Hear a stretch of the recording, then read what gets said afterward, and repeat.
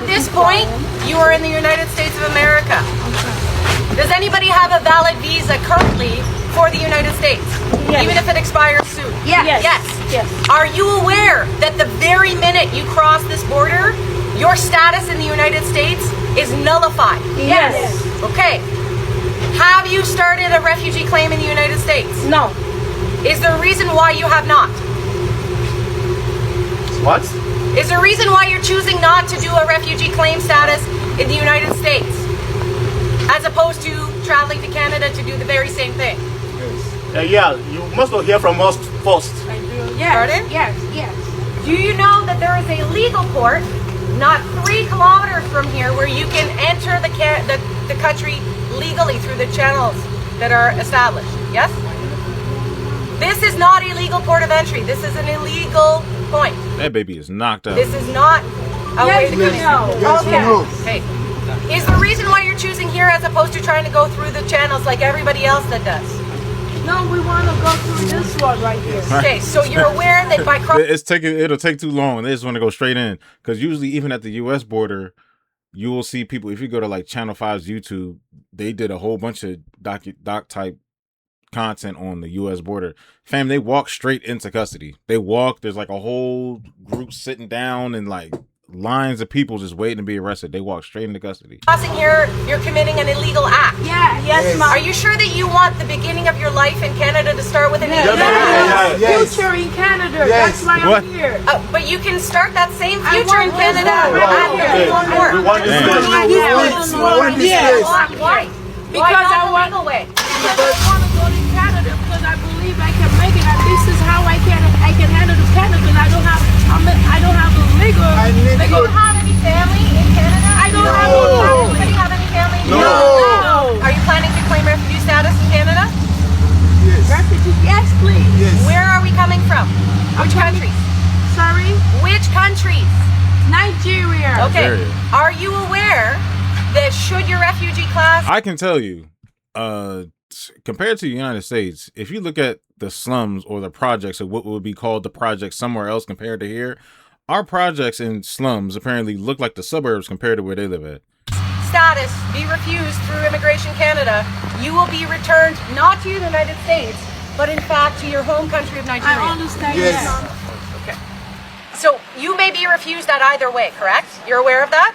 The difference is, and I want to be clear though, the difference is if you're refused here, you're returned directly to Nigeria. However, since you have legal status in the United States, if you're refused there, you're returned to the United States. No, we want Canada here. We want Canada here. We are saving Canada. Yeah. I'm telling you that just because you come here doesn't mean you get to stay. Yes. Clear. You understand what it is again? Yes. We understand that. And we believe in this. Yes. Do you have any questions for me? No, we just want to come in. That's it. No. Damn. For the fact that we believe in Canada, that Canada can solve our problem. That's why we are here. We are saving And we don't have any other choice to go back. any other place to go back. Our mind is made up. We want to come into want to come Canada. into That's Canada. because we know Canada can save our life illegally. That's the way we're here right now. We understand everything you just said right now. And that is what we want right now. We want to come in I'm just illegally. trying to understand why it is that you want to start your lives in Canada by an illegal act, rather than doing what everybody else who also wants to start their life in Canada is doing illegally. Why is it that you think that you can supersede the system to Okay. do it illegally while everybody else still is choosing to do it legally? I don't want to go through it legally. I want to come in Canada. Because right now I understand I'm illegal if I go through this court. That is why. And I want to just go it. I want to follow my heart. You're aware of what you're giving up when you come across.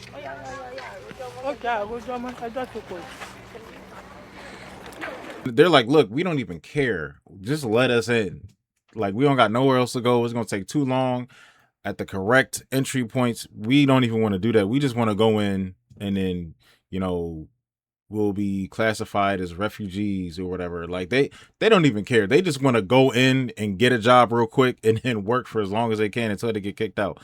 It's like, how bad is it in Nigeria where they're living at? For the fact that maybe they were living in an area where Boko Haram was terrorizing everybody, that the Nigerian Islamic group, when they're like terrorizing everybody, killing everybody because they're not Christian or they're killing other Muslims because they're too moderate. You know what I mean? So maybe those one of those areas, I understand why you kind of want to run away from there. But if it's the fact that if you're in their shoes and you ain't got nowhere else to go, and it's just like, look, I would rather be illegally somewhere else than somewhere where some dudes just want to kill me for some weak ass religious purposes. And that's me assuming if they're living in those areas. Other than that, I don't know what their situation in Nigeria was. Just extreme poverty, anything. I have no idea. Come on, come on, with the bag. All right, Canada. There you go. Yeah, because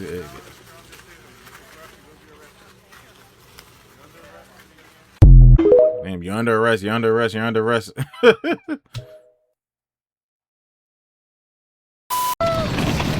At the end of a dead-end road in upstate New York, there is a remarkable scene playing out. Thousands of people are fleeing the United States. Fearful the Trump administration is going to send them back to their countries of origin, thousands of immigrants are crossing into Canada in hopes of asylum. Are you from Haiti? Yes. Are the kids American citizens? Or Erlune Jean has been living without legal status in New Jersey for the last 17 years. She says since the elections she's been living with a terrible anxiety.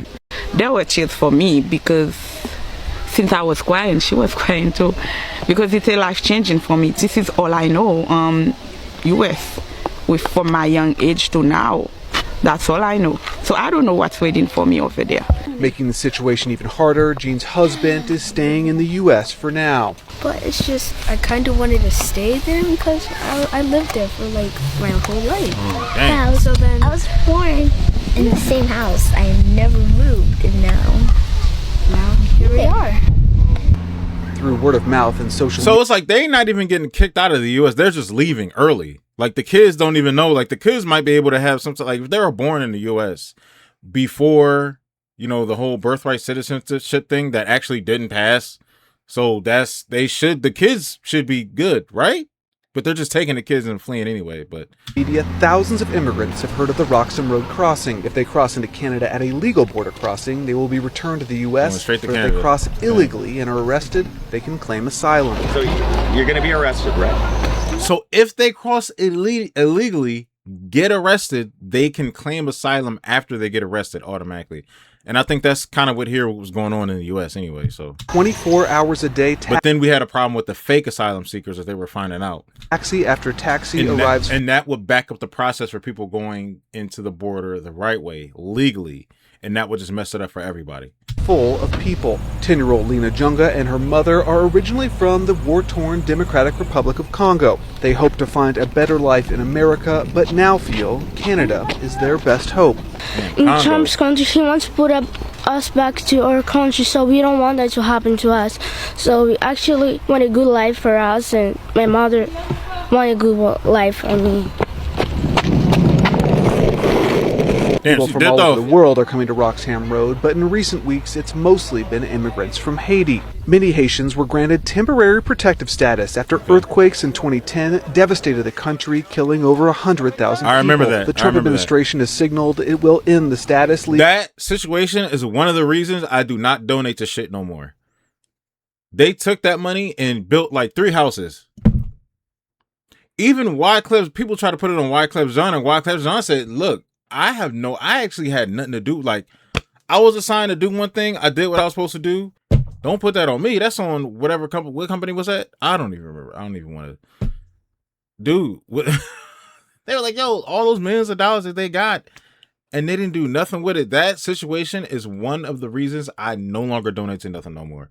Because not even that much of the money goes to the cause like it's supposed to. Leaving nearly 60,000 Haitians in fear of being deported. The U.S. Border Patrol says most of the people crossing either have temporary legal status or are in the U.S. on a tourist visa, so they can't legally stop them, leaving the Canadians to shoulder the load. If they encounter something suspicious in Canada that they think may be a smuggling attempt into the U.S., we rely on them to let us know. But if they're all here at the Roxham Road, they can't do that anymore. It hurts us. On the other side of the border, Canadian Member of Parliament Brenda Shanahan says she is proud of how her country is handling the situation, but worries the people crossing aren't getting the full story. It's not a free ticket for refugee status, not at all.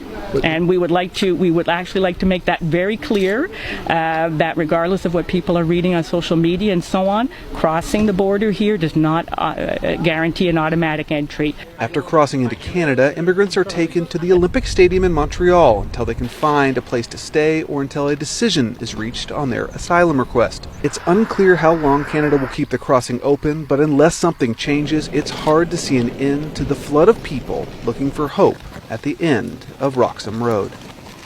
David Martin, The Associated Press. Damn, she don't bust her ass. Damn. Look, bro. As long as those people run their countries like they're running them, those people are going to continue to come over here to the U.S. As long as those people run them countries like they're running them, they're going to keep coming over here. And then meanwhile, you got people, oh, the U.S. is this, the U.S. is that. Well, the people that are saying that are going to take the money that they made here, go overseas, live somewhere else, saying that it's better living in the places that the people coming from those countries can't even afford to live in. I don't know why Jubilee has Jubilee had an episode with migrants or illegal immigrants that crossed over to talk to the people that say America's a hellhole, America's a real third world country?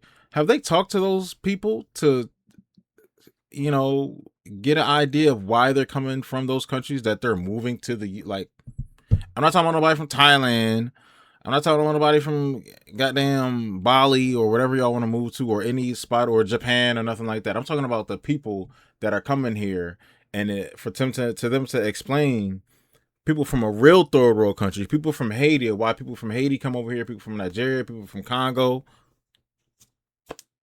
I think Jubilee needs to have an episode between the two groups of people. You know, I know some of them don't, you know, they can't speak English too well, but the ones that can speak English well enough and have families that come directly from situations like that, I think that'll be a good conversation. And I guess this is, you know, people's gripe with like social programs and everything else. I'm not against social programs. I never was. There's actually quite a few people that aren't against social programs, but they're against them being kind of abused in a way, because when you run into a problem with, like, when, let's say, I guess the whole healthcare, should I get into that? Not the whole healthcare thing, but is the fact that, let's say you have a whole bunch of social programs for everybody. Immigrants come over here, they get benefits and everything else too. They raise our taxes, okay, for everybody, including people that don't really use those social programs. But people say, okay, I don't care about raising taxes like that because of the fact that it's helping other people. But when those services get overly used and you go into the hospital and let's say universal healthcare, unless you got money for a private doctor to come to your house or wherever else, and then the hospital is filled up 24/7, that so many people then came across the border that most of the time it's not even Americans in the hospital. That's when the problems start. That's when it trickles down, and then it triggers the other people that actually call for these programs. Like, okay, we need to split these social programs up into certain type of categories, if that's even a possible thing. That sounded like it didn't make any sense, but something would have to happen if it keeps happening and it builds up to an overflow. When stuff starts overflowing, then that's when the real problem starts. You know what I mean? I see a lot of people from Canada starting to complain that were okay at first, but now they're just like, oh, okay, it's a lot now. It's too much. They're coming from the U.S.